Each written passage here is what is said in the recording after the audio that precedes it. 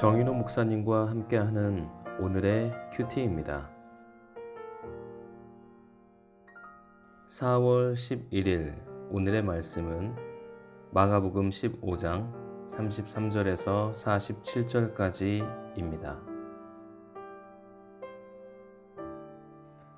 제6시가 되매 온 땅에 어둠이 임하여 제9시까지 계속하더니 제9시에 예수께서 크게 소리 지르시되 엘리 엘리 라마 사박다니 하시니 이를 번역하면 나의 하나님 나의 하나님 어찌하여 나를 버리셨나이까 하는 뜻이라. 곁에 섰던 자 중 어떤 이들이 듣고 이르되 보라 엘리야를 부른다 하고 한 사람이 달려가서 해면에 신 포도주를 적시어 갈대에 꿰어 마시게 하고 이르되 가만두라 엘리야가 와서 그를 내려주나 보자 하더라.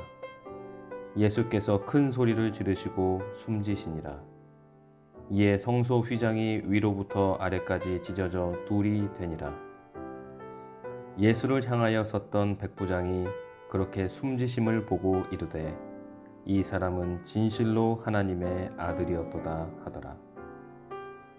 멀리서 바라보는 여자들도 있었는데 그 중에 막달라 마리아와 또 작은 야고보와 요새의 어머니 마리아와 또 살로메가 있었으니 이들은 예수께서 갈릴리에 계실 때에 따르며 섬기던 자들이요 또 이 외에 예수와 함께 예루살렘에 올라온 여자들도 많이 있었더라.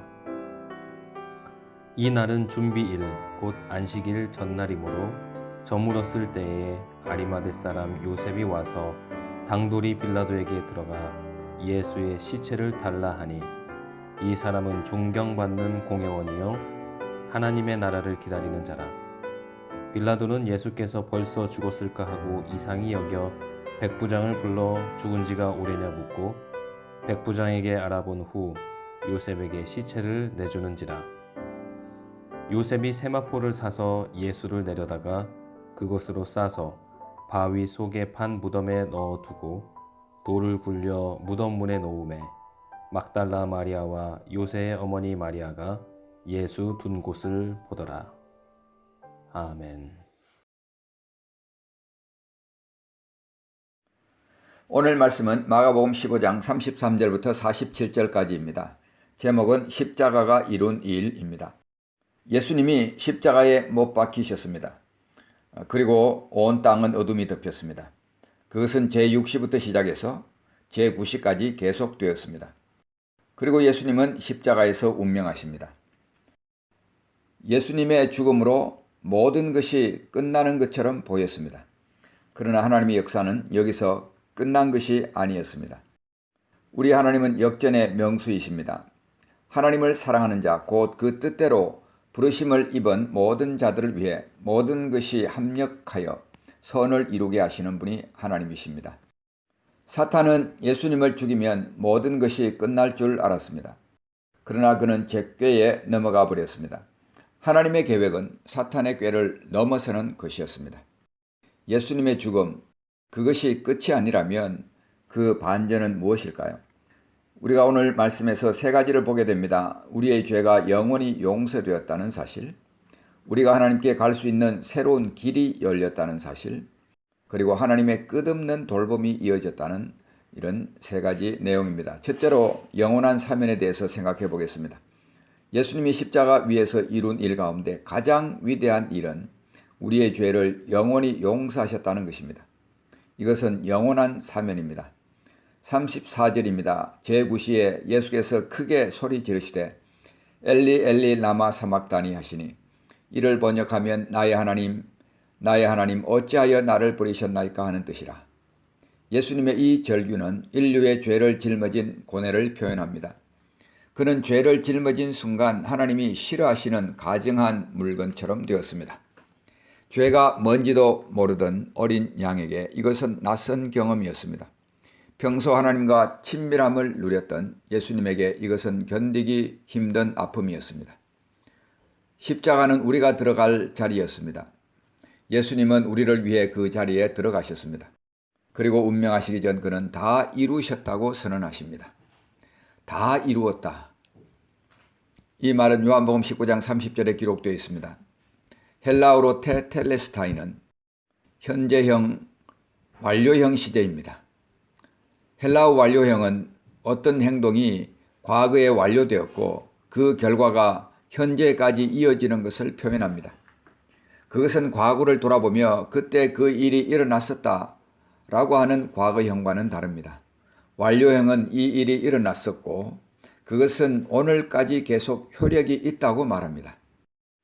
예수님이 다 이루었다고 할 때 그것은 과거에 끝이 났고 현재에도 끝나고 미래에도 끝난 상태는 지속이 된다. 이런 의미입니다. 그 당시 사용되던 코인의 헬라어에서 이 단어는 세금 계산서나 상업거래 계산서에서 다 지불되었다라는 의미로 스탬프 찍혔습니다. 우리의 죄의 값은 다 지불되었다는 말입니다. 예수님은 나는 끝났다라고 하지 않으셨습니다. 그것은 패배로 끝났다는 의미가 될 것입니다. 그것이 아니라 예수님은 다 이루었다고 외쳤습니다. 그것은 나는 성공적으로 내가 하루 온 일을 마쳤다라고 선언한 것입니다. 그러므로 테텔레스타이는 예수님의 마지막 승리의 외침이었습니다. 예수님이 죽으셨을 때 더 이상 남아있는 과제는 없었습니다. 테텔레스타이, 이 말은 가장 위대한 날에 가장 위대한 존재의 입에서 나온 가장 위대한 말이 선언된 것입니다. 이제 우리가 지옥 형벌을 받아야 한다면 그것은 우리가 죄인이기 때문이 아니라 이 사면을 거절했기 때문입니다. 미국에서 1829년에 아주 재미있고 희한한 대시문 판례가 생겼습니다. 그해 앤드류 잭슨은 제7대 대통령으로 당선되었습니다. 대통령은 독립기념일 기념으로 386명의 죄수들에게 특사령을 내렸습니다. 그 가운데 조지 윌슨이라는 사람도 포함되어 있었습니다. 펜실베니아주에 살던 조지 윌슨은 우체국 직원으로 일하던 중에 연방 우편 열차 탈취 그리고 경호원 살인죄로 재판을 받아 사형 판결을 받은 사람이었습니다. 우편 열차 탈취 이 강도 사건만 해도 당시 20년 이상 장기수로 복역할 만큼 중죄에 해당했습니다. 그런데 어떤 이유인지는 몰라도 조지 윌슨은 이 사면장을 받지 않고 그냥 사형을 당하겠다고 고집했습니다. 그래서 이 희한한 사건이 연방 대심원에까지 올라가게 된 것입니다. 그 당시 주임 판사였던 존 마샬은 다음과 같이 판결을 내렸습니다. 1. 특사령이란 본인의 수락이 있어야 효력이 있는 법이다. 2. 죽을 사람이 용서를 거절하는 경우는 아주 드문 일이다. 3. 그러나 본인이 사면받는 것을 거절한 자에게는 특사령은 그 효력을 미칠 수 없기 때문에 조지 윌슨은 본래의 판결대로 사형되어야 한다. 라는 판결이었습니다. 사실은 워싱턴 DC에 살던 윌슨의 막역한 친구들이 있었습니다. 이들 친구들은 상당한 영향력이 있는 자들로서 자기네 친구 윌슨이 교수대에 사라질 것을 안타깝게 여겼습니다.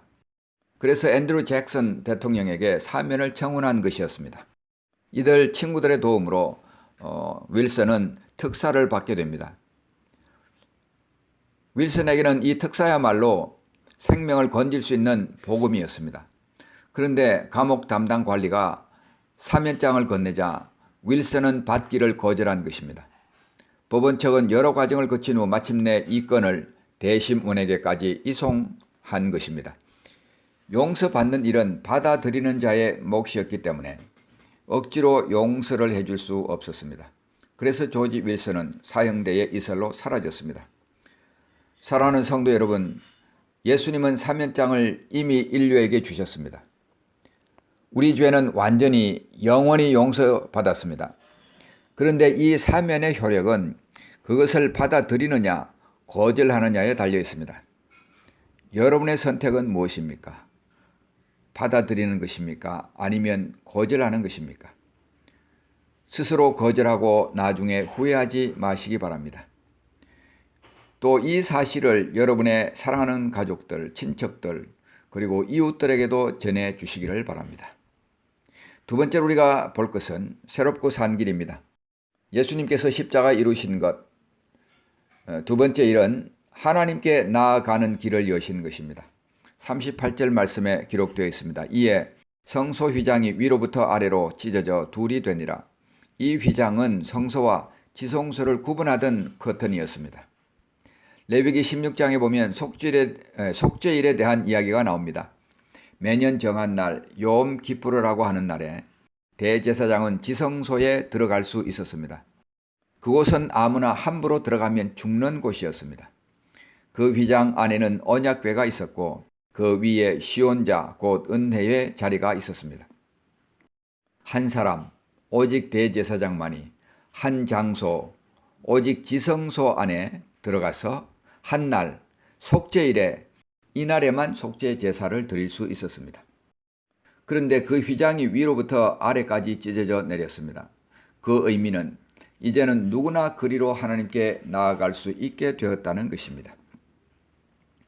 그래서 히브리서 10장 19절 20절에 이렇게 말합니다. 그러므로 형제들아 우리가 예수의 피를 힘입어 성소에 들어갈 담력을 얻었나니 그 길은 우리를 위하여 휘장 가운데로 열어놓으신 새로운 길이요 휘장은 곧 그의 육체니라.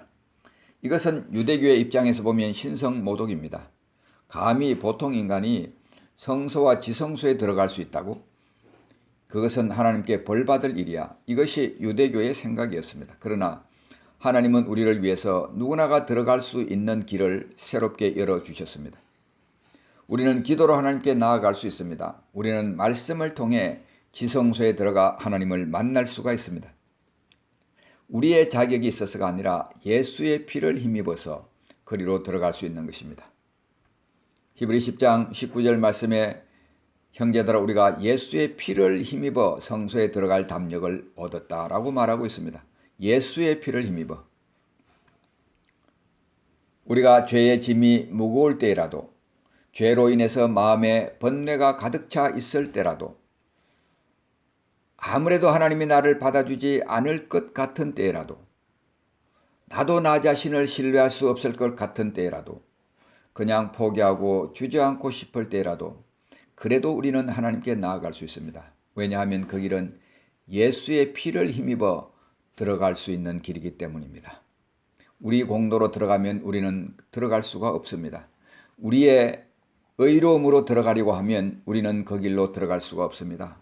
그러나 하나님은 그 길을 예수의 피를 힘입어 들어갈 수 있도록 허용해 주셨습니다. 세 번째입니다. 예수님의 십자가는 우리에게 영원한 돌봄의 길을 열어 주었습니다. 예수님은 아까 본 것처럼 어찌하여 나를 버리시나이까 호소하였습니다. 이 물음에 대한 하나님의 대답이 40절부터 47절 사이에 나옵니다. 거기에 보면 예수님의 곁을 지킨 여인들 그리고 예수님을 장사한 아리마대 사람 요셉이 나옵니다. 일전에 주일 설교에서 이 부분을 이미 말씀드렸습니다. 하나님은 어찌하여 나를 버리느냐는 예수님의 질문에 사람들의 친절로 답을 했습니다. 여인들의 친절 그리고 아리마대 요셉이 예수님의 몸을 돌본 것은 하나님의 돌봄이 죽어도 끝이 아니라는 것을 보여주는 사건입니다. 특히 아리마대 요셉은 이럴 것이 많은 사람이었습니다. 43절에 보면 그는 존경받는 공회의원이었습니다. 우리나라 국회의원과 같은 지위를 가진 사람이었던 것입니다. 그 당시 사회 분위기가 총독에게 나아가 예수님의 시체를 달라고 한다는 것이 쉽지 않은 분위기였습니다. 로마 당국으로부터 의심을 살 수도 있었습니다. 예수님에게 적대적이던 극우적 종교 지도자들의 의심을 살 수도 있었습니다. 무슨 저희로 이렇게 하느냐, 무슨 꿍꿍이냐, 이렇게 의심을 받을 만한 일이었습니다. 아리마대 요셉의 용감한 행동이 있었기 때문에 예수님의 죽은 몸은 사나운 짐승이나 독수리 떼로부터 보호받을 수 있었습니다. 이 하나님의 돌보심은 예수님 때문에 우리에게까지 확대되었습니다. 예수님의 십자가 죽음은 우리를 하나님의 권속으로 받아들이는 그런 놀라운 권세를 우리에게 주었습니다. 우리는 하나님의 가족으로 영원히 돌봄받는 특별한 존재가 된 것입니다. 베드로전서 5장 7절 말씀을 기억하실 것입니다. 너희 염려를 다 주께 맡기라. 이는 그가 너희를 돌보심이라. 하나님은 우리를 돌보십니다. 오늘 우리가 함께 예수님이 십자가의 죽음으로 말미암아 우리에게 이루어 놓은 것이 무엇인지 세 가지를 살펴보았습니다. 영원한 사면이 이루어졌습니다. 새롭고 산 길이 열렸습니다. 그리고 영원한 돌봄이 우리에게까지 미치게 되었습니다. 사랑하는 성도 여러분, 이 영원한 사면 여러분은 받아들이셨습니까? 거절하셨습니까? 사면의 효과는 받아들이는 사람에게 발생하는 것입니다. 새롭고 산 길이 열렸습니다. 여러분은 교제를 특권으로 여기십니까? 아니면 짐으로 여기십니까? 그 길은 아무나 들어갈 수 있는 길이 아니었습니다. 살아계신 하나님을 만난다는 것 놀라운 특권입니다. 왕 중의 왕이요 주 중의 주이신 그 하나님을 만난다는 것은 특권 중의 특권인 것입니다. 영원한 돌봄의 길이 열렸습니다. 지금 우리에게 하나님의 돌봄이 필요한 영역은 무엇일까요? 사랑하는 성도 여러분, 하나님의 이 영원한 사면, 영원한 교제, 영원한 돌봄이 저와 여러분의 것이 되기를 주님의 이름으로 축복합니다. 기도하겠습니다. 하나님 아버지, 은혜를 감사합니다. 오늘 우리가 예수님의 죽음으로 말미암아 우리에게 이루어진 일이 어떤 일인지를 함께 생각해 보았습니다. 영원한 사면의 길이 열렸습니다. 영원한 교제의 길이 열렸습니다. 영원한 돌봄의 길이 열렸습니다. 주님의 그 모진 권한은 우리에게 이 같은 영원한 유산들을 물려주셨습니다.